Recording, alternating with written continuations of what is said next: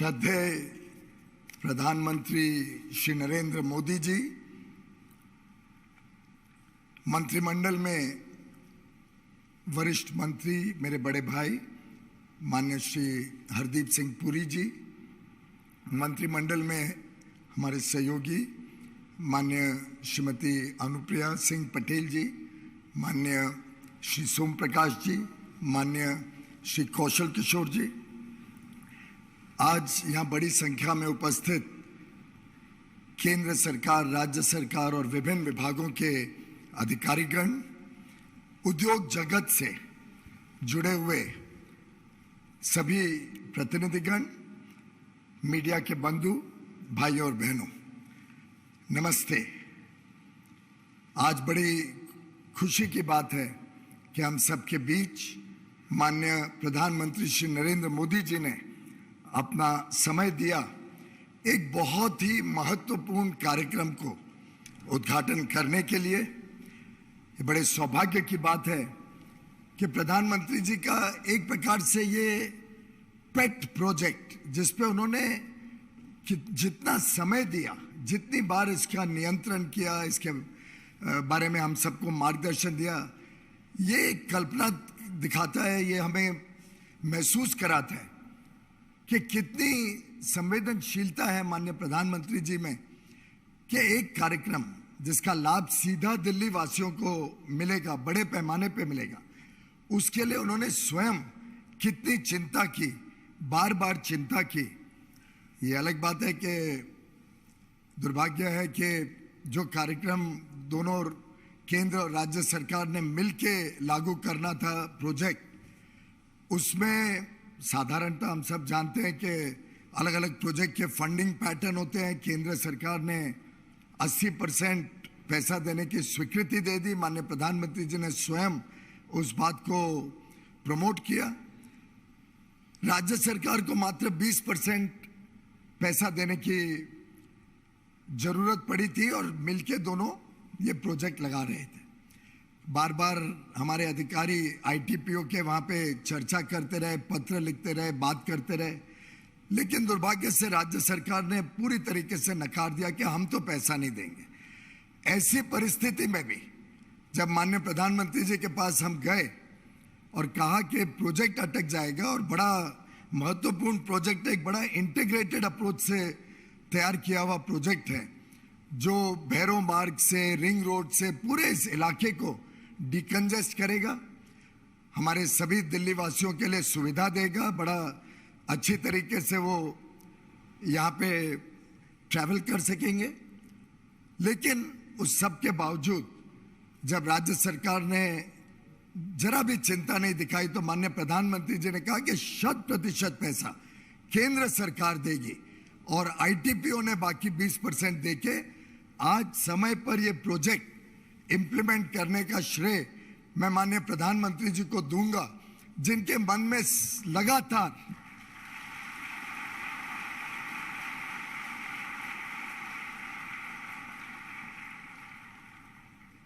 प्रधानमंत्री जी के मन में लगातार एक विषय रहता है कि मैं कैसे ईज ऑफ लिविंग करूं, कैसे लोगों के जीवन को और सरल किया जाए, कैसे लोगों के जीवन में बदलाव किया जाए। और मैं समझता हूं ये एक बड़ा अच्छा उदाहरण है कि मोदी है तो मुमकिन है।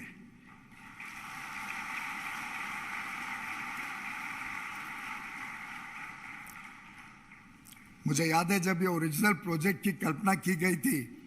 तब लगभग एक छोटी सोच के हिसाब से कि 78 करोड़ रुपए में हम रिंग रोड से और मथुरा रोड से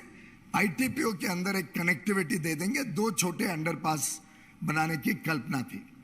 जब ये माननीय प्रधानमंत्री जी के समक्ष रखा गया और वो बार बार वो मैप देखते थे, उनके ध्यान में था कि भैरव मार्ग में कितना ट्रैफिक कंजेशन होता है, इंडिया गेट से लोग इस तरफ आते हैं तो कितनी दिक्कत होती है, प्रगति मैदान पे जब बड़े बड़े कॉन्फ्रेंसेस होते हैं तो कैसी परिस्थिति निर्मित होती है। तो प्रधानमंत्री जी ने कहा कि नहीं, इसका जरा होलिस्टिक प्लानिंग किया जाए और एक कॉम्प्रिहेंसिव व्यू लीजिए इस पूरे प्रोजेक्ट का। और आप कल्पना करिए लगभग 12 गुना बढ़ गया, लेकिन एक 1.6 किलोमीटर, लगभग 1.5 किलोमीटर का टनल, रैम्प्स, साथ ही साथ 6 अंडरपासेस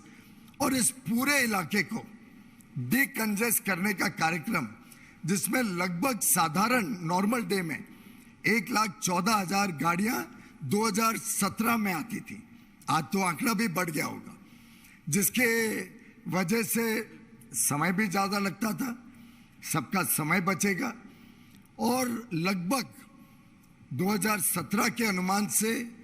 और ये टेरी ने एस्टिमेट किया है, टेरी के एस्टिमेट से 12,000 से अधिक टन कार्बन डाइऑक्साइड हर वर्ष बचेगा। आज का अनुमान 2022 का ले तो ये लगभग 16,500 टन, जो 5 लाख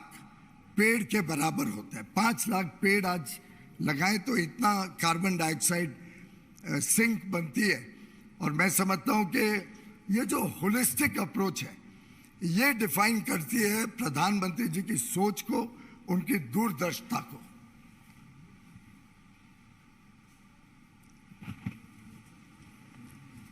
एक इस विषय में जरूर बताना चाहूंगा कि इस टनल में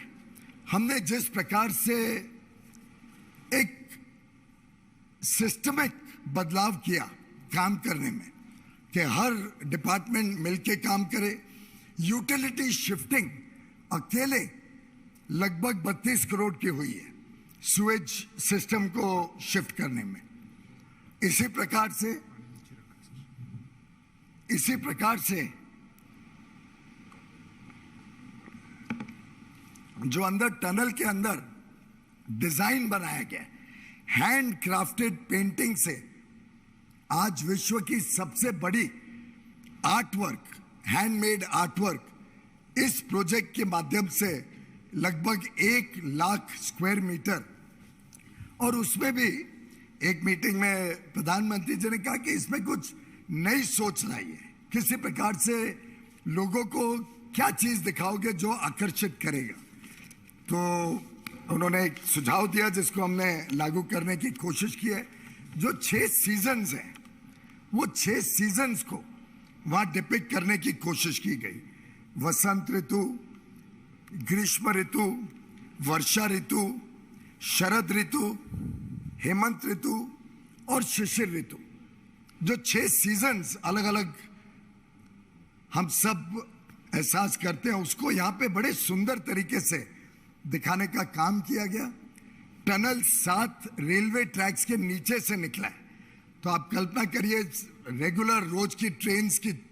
चलने को रोक भी लगाना मुश्किल होता है। तो एक प्रीकास्ट टेक्नोलॉजी से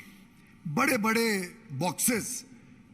हर रोज पुश करके करके थोड़ा थोड़ा, और 24 मीटर चौड़े बॉक्सेस, 10 मीटर उसकी विड्थ, 24 मीटर विड्थ, 10 मीटर उसकी लेंथ, ऐसे बॉक्सेस को 7 रेलवे ट्रैक्स के नीचे पूरा लेके जाना एक अपने आप में इंजीनियरिंग मार्वल है। पर आत्मनिर्भर भारत की ये निशानी है कि इसका डिजाइन भी पूरा हमारे इंजीनियर्स ने किया।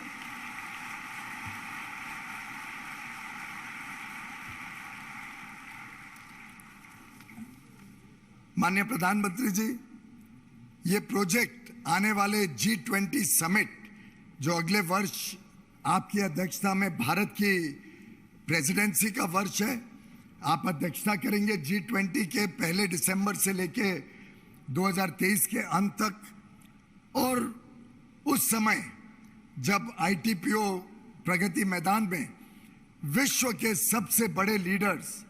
लगभग एक प्रकार से देखें तो विश्व की 85% जो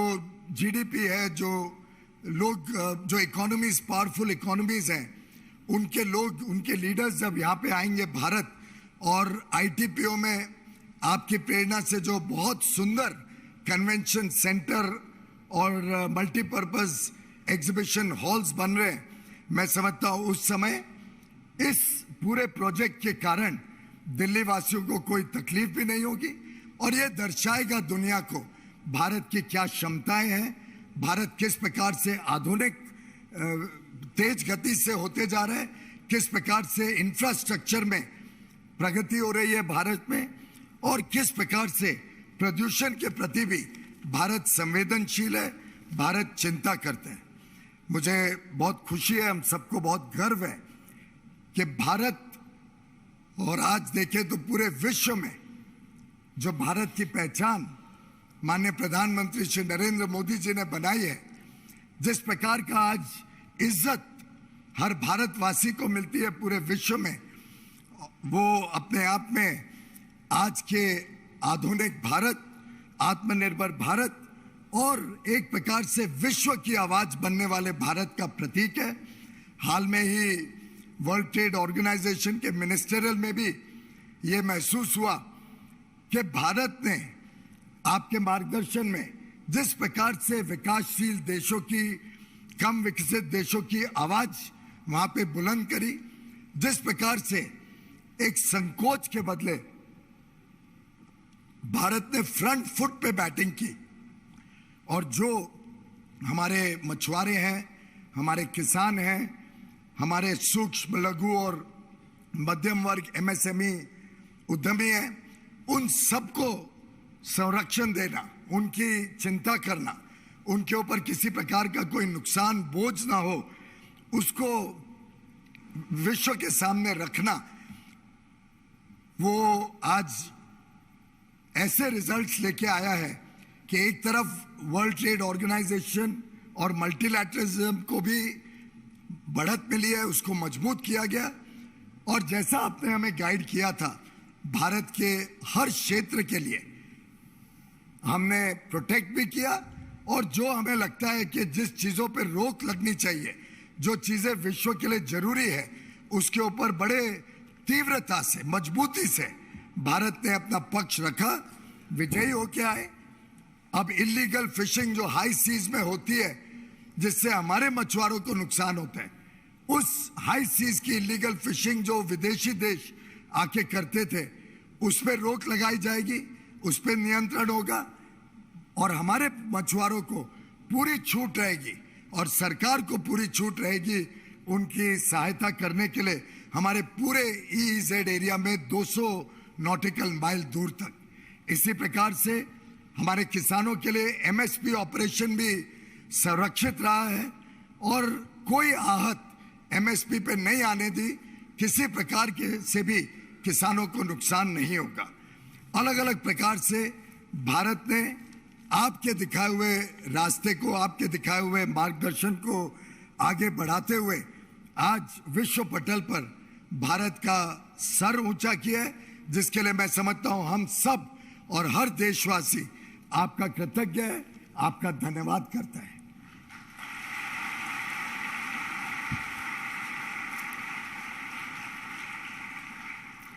आजादी के अमृत महोत्सव में इसी प्रकार से हम आगे भी